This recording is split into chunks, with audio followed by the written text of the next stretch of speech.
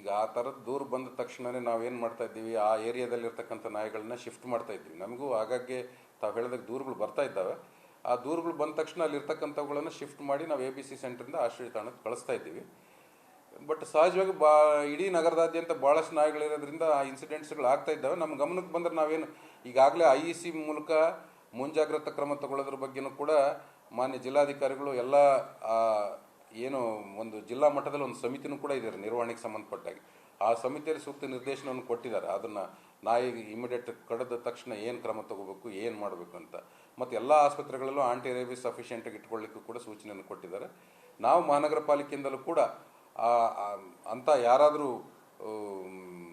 ನಮ್ಮಿಂದಲೂ ಕೂಡ ಸಹಾಯದ ಅಗತ್ಯತೆ ಇರ್ತಕ್ಕಂಥಗಳು ಕೂಡ ಮಹಾನಗರ ಪಾಲಿಕೆ ಮುಂದುವರೆದು ಅಂಥ ಎಲ್ಲ ರೀತಿಯ ಸಹಾಯ ಮಾಡ್ತಕ್ಕಂಥ ಕ್ರಮವನ್ನು ಕೂಡ ತಗೊಳ್ತಾ ಇದೆ.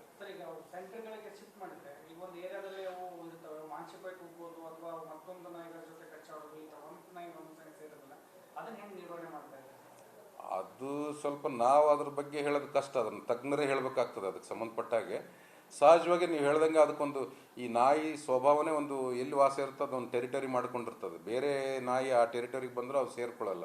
ಮತ್ತು ಇಲ್ಲಿರೋ ನಾಯಿ ಬೇರೆ ಟೆರಿಟರಿಗೆ ಹೋಗಿ ಅವು ಕಚ್ಚಾಡ್ತವೆ. ಬಟ್ ಈಗ ನಾವು ಅವುಗಳನ್ನ ತಗೊಂಡೋಗಿ ಇಟ್ಟ ಮೇಲೆ ಒಂದೆರಡು ದಿನಗಳ ಕಾಲ ಸ್ವಲ್ಪ ಮಟ್ಟಿಗೆ ಆ ಸಮಸ್ಯೆ ತಾವು ಹೇಳ್ದಂಗೆ ಬರಬಹುದು. ಆದರೂ ನಾವು ಈಗ ಏನು ಅನಿಮಲ್ ವೆಲ್ಫೇರ್ ಬೋರ್ಡ್ ಏನು SOP ರಿಲೀಸ್ ಮಾಡಿದ್ದಾರೆ, ಡೈರೆಕ್ಷನ್ಸ್ ಇದೆ, ಆ ಎಲ್ಲ ಪ್ರೊಸೀಜರ್ನ ನಾವು ಫಾಲೋ ಅಪ್ ಮಾಡ್ತೀವಿ.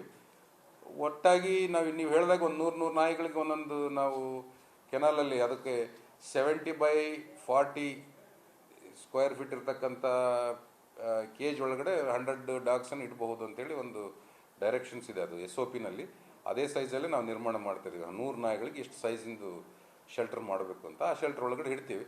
ಒಂದೇ ಕಡೆ ಅಷ್ಟು ನಾಯಿಗಳಿರೋದ್ರಿಂದ ಕೆಲವೊಮ್ಮೆ ಆಗ್ಬೋದು. ನಾಯಿ ಅಂದರೆ ಸಹಜವಾಗಿ ಒಂದಕ್ಕೊಂದು ಕಚ್ಚಾಡೋಂಥ ಸಾಧ್ಯತೆ ಇರ್ತದೆ. ಅದಕ್ಕೆ ಅನಿಮಲ್ ಹಸ್ಬೆಂಡ್ರಿ ಡಿಪಾರ್ಟ್ಮೆಂಟ್ನ ವೈದ್ಯರ ಸಹಾಯವನ್ನು ಕೂಡ ತಗೋತೀವಿ ನಾವು ನಿರ್ವಹಣೆ ಮಾಡಲಿಕ್ಕೆ. ಈ ನಾಯಿಗಳನ್ನು ದತ್ತು ಸ್ವೀಕಾರ ಮಾಡ್ತಕ್ಕಂಥ ಕಾರ್ಯಕ್ರಮ ಇದೆ. ಇದು ಒಂದೇ ಕಡೆ ಹಾಕಿ ಅದಕ್ಕೆ ಜನಗಳನ್ನು ದತ್ತು ಸ್ವೀಕಾರ ಮಾಡೋದ ಜೊತೆಗೆ ಅದನ್ನು ಪೋಷಣೆ ಮಾಡೋದಕ್ಕೆ ನೀವೆಲ್ಲರೂ ಕೂಡ ಬಂದು ಆ ಪ್ರಾಣಿಗಳನ್ನು ಆಹಾರ ಮತ್ತೊಂದು ಮಗದೊಂದು ಕೊಡೋದು ಯಾರೂ ಕೊಡಲ್ಲ. ಹಂಗಾಗಿ ಇವತ್ತು ಬಳ್ಳಾರಿ ನಗರದಲ್ಲಿ 9 ಜನ ಇವತ್ತು ನಾಯಿ ಕಚ್ಚದಿಂದ ಇವತ್ತು ವಿಮ್ಸ್ಗೆ ದಾಖಲಾಗಿದ್ದಾರೆ.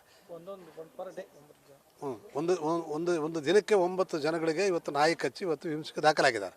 ಹಂಗಾಗಿನೇ ಇದನ್ನು ಮಹಾನಗರ ಪಾಲಿಕೆ ಗಂಭೀರವಾಗಿ ತಗೊಂಡು ಇದು ಪರ್ಯಾಯವಾದಂಥ ವ್ಯವಸ್ಥೆ ಮಾಡಬೇಕೇ ವಿನ ಇಲ್ಲಾಂದರೆ 38,000 ನಾಯಿಗಳಂದರೆ ಏನು ಹುಡುಗಾಟ ಅಲ್ಲ.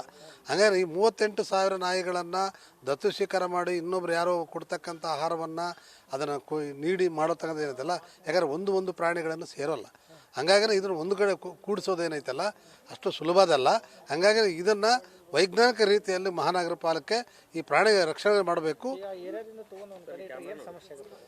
ನೋಡಿ, ಒಂದು ನಾಯಿ ಬೀದಿಯಿಂದ ಇನ್ನೊಂದು ಬೀದಿ ನಾಯಿಗಳಿಗೆ ಕಚ್ಚಾಟಾಡ್ತಾವೆ. ಅದರಿಂದ ಏನಾಗ್ತದೆ, ಒಂದು ಸಂತಾನ, ಎರಡನೇದಾಗಿ ಅವು ನಾಯಿಗಳ ಕಚ್ಚಾಟ, ಇದರಿಂದ ಪ್ರಾಣಿಗಳು ರಕ್ಷಣೆ ಇಲ್ಲ. ಅದರ ಬದಲು ಮಾನಸಿಕವಾಗಿ ಕುಗ್ಗುತ್ತ ಜೊತೆಗೆ ನಾಯಿ ಕಚ್ಚಾಟಗಳು ಸಾವು ಆಗುವಂಥ ಸಂಭವಗಳಿರ್ತಾವೆ. ಹಾಗಾಗಿ ಒಂದು ಕಡೆ ಹಾಕೋದೇ ದೊಡ್ಡ ಅಪರಾಧ. ಯಾಕಂದರೆ ಒಂದು ವಾರ್ಡ್ಲಿಂದ ಇನ್ನೊಂದು ವಾರ್ಡ್ಗೆ ಶಿಫ್ಟ್ ಮಾಡ್ತಾ ಒಂದುಗೂಡಿಸ್ಬಿಟ್ರೆ ಆ ನಾಯಿಗಳು ಸೇರಲ್ಲ. ಹಾಗಾಗಿ ಇದನ್ನು ಬೇರ್ಪಡಿಸಿ ಆ ನಾಯಿನ ರಕ್ಷಣೆ ಮಾಡತಕ್ಕಂಥ ಒಂದು ಪರ್ಯಾಯ ದಾರಿ ಹುಡುಕ್ಬೇಕು ಅಂಥೇಳಿ ಮಹಾನಗರ ಪಾಲಿಕೆಯನ್ನು ಒತ್ತಾಯ ಮಾಡ್ತಾರೆ.